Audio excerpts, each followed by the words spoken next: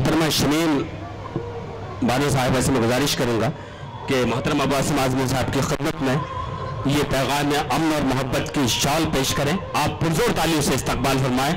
मोहतरमा शमीम साहिबा सदर सदाए निस्वा।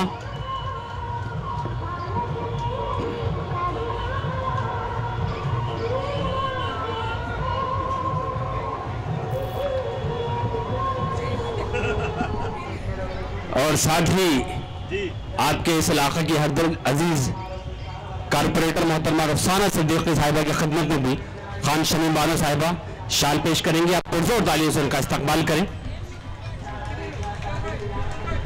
आज वो सियासी कम शायरा ज्यादा लग रही है ऐसे।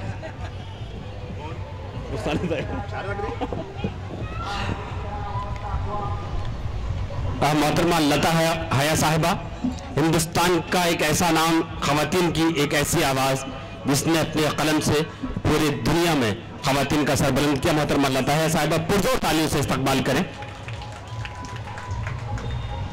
मोहतरमा जीनत एहसान कुरैशी साहिबा, तकरीबन इस ईयर में, इस साल में तकरीबन 5 से 6 सीरियल में आपने उन्हें चैनलों पर देखा। एहसान कुरैशी साहिबा की शरीक हयात मोहतरमा जीनत एहसान कुरैशी साहिबा। ये सिलसिला थोड़ी देर बाद चलेगा।